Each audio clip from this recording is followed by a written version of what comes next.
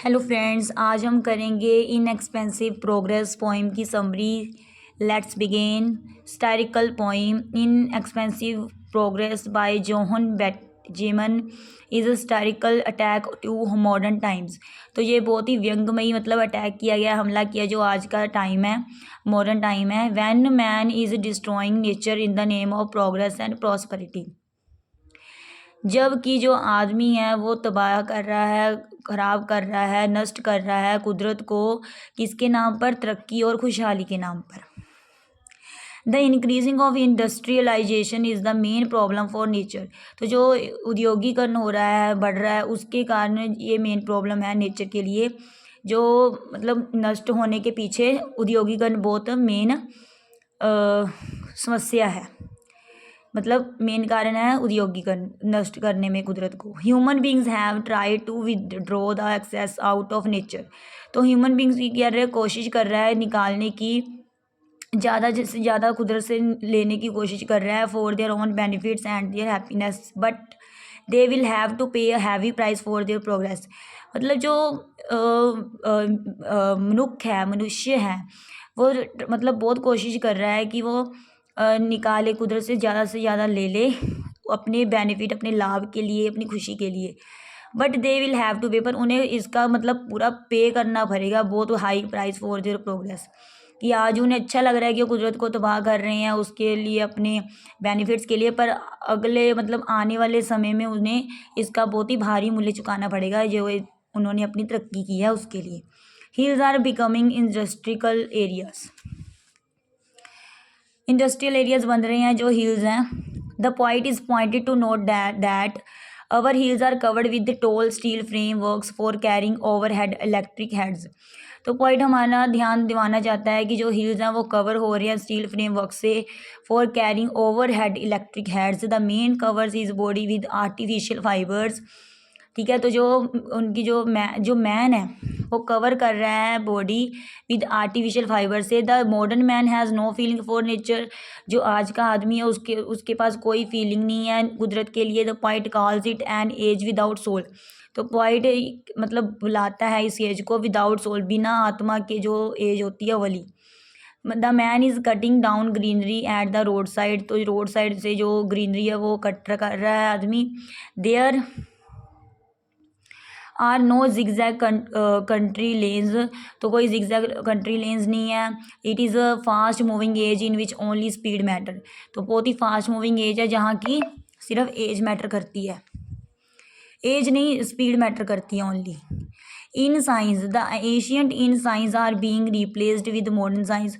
तो जो एशियंट जो इन साइन थे, सराएं जहाँ सराह होती थी, लोग रेस्ट करते थे, वो अब किस में रिप्लेस हो गए हैं? मॉडर्न साइंस में।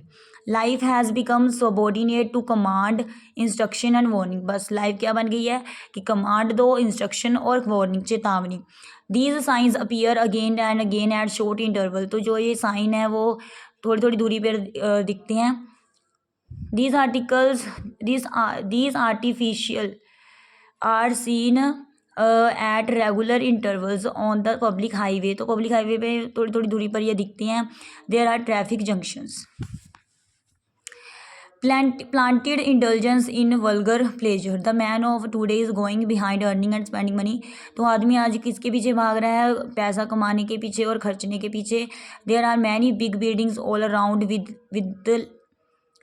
With less greenery. तो बहुत सारी बिल्डिंग्स हैं चारों ओर, पर ग्रीनरी कम है, मतलब जो पेड़ है, रुख हैं, ये कम है। There are no deep dark woods. कोई ज़्यादा जो संघने दरखत जो जंगल हैं वो भी नहीं है। Beauties of nature are overlooked. The modern man consider that there is step forward progress. तो जो मॉडर्न मैन है वो समझता है कि स्टेप फॉरवर्ड उसकी प्रोग्रेस हो रही है, जैसे हम पौड़ी पर चढ़ते हैं ऐसे उसकी प्रोग्रेस हो रही है। He finds no wonder in the beauties of nature. वो ब्यूटीज ऑफ नेचर में कोई हैरानगी नहीं दिखाता कि कितनी अच्छी कुदरत है। There have been no village left. कोई गाँव नहीं बचा है। The forest villages field have been razed to the ground to make airports for aeroplanes. तो जो विलेजेस हैं, फील्ड हैं, वो कम हो गया किसके लिए कि एरोप्लेन्स बनाने के लिए, एयरपोर्ट नहीं एयरपोर्ट बनाने के लिए, जहाँ पर एरोप्लेन्स के लिए एयरपोर्ट बनाने हैं। In times of war villages are destroyed, युद्ध के समय जो गांव हैं वो नष्ट हो चुके थे। टुडे मैन इज़ कीपिंग अगली थिंग्स, आज आदमी जो बहुत ही गलत चीज़ें गंदी चीज़ें कर रहा है, अगली मतलब बहुत ही बुरी, as memorial of the war. People had a sense of personal attachment with old streets, but now those streets have come up with rows of shops and streets all around, which spread through miles and miles. तो जो people है वो personal attachment with old, उनकी जो attachment थी जो पुरानी गलियाँ होती थी, but नाउ वो जो गलियाँ हैं वो क्या है, रोज़ बन गई हैं, एक कतार बन गई हैं दुकानों की, ठीक है। Streets all around which spread through, जो कि फैल चुकी हैं माइल्स एंड माइल्स, मीलों की दूरी पर। High speed vehicles go on passing all the times, तो जो हाई स्पीड व्हीकल्स हैं वो पासिंग हो रहे हैं ऑल द टाइम्स, मतलब बहुत तेज़ी से जो हाई स्पीड पर जो व्हीकल्स हैं वो पास हो रहे हैं ऑल द टाइम, मतलब सभी टाइम, सारे time. So small greenery is left in the world, बस थोड़ी सी ग्रीनरी ही बची है संसार में। All progress in is no progress. All progress is no progress. The poet compares these structure with the happiness of human beings. तो जो poet compare करता है जो आज की जो progress हुई है उसकी happiness of human beings से, कि जो उसने तरक्की की है उसकी तुलना की गई है जो उसकी खुशी की, आदमी की खुशी से, मनुष्य की खुशी से तुलना की गई है। The poet says that all this seeing progress is destructive. तो ये भी जो पॉइंट कह रहा है कि जो भी दिख रही है ना तरक्की वो एक तबाही है। If we check the destruction of the earth, अगर हम चेक करें कि तबाही का चेक करें अर्थ की, then only human beings are responsible for this destruction, तो सिर्फ ह्यूमन बींग ही है जो कि जिम्मेवार है इस तबाही के लिए।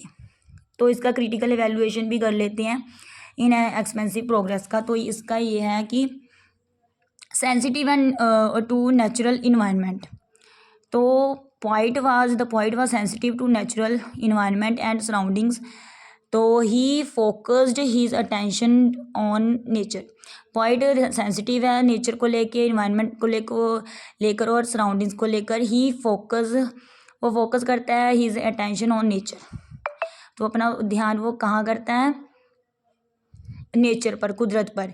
His poem is related to modern age when there is a lot of noise and cry about the environment, तो पोइम जो है रिलेटेड है मॉडर्न एज से जहाँ बहुत लॉट ऑफ नॉइस मतलब शोर है, क्राई हो रहा है अबाउट द इन्वायरमेंट, वातावरण में। Human beings have no thinking ability about the beauty of nature, जो ह्यूमन बींग्स हैं उनके पास कोई योग्यता नहीं कि वो सोच सकें क्या कुदरत की सुंदरता के बारे में। They see and want to use nature for their own benefits and pleasure, तो वो बस क्या चाहते हैं, अपनी कुदरत को यूज़ करना चाहते हैं अपने लाभ के लिए, अपनी खुशी के लिए।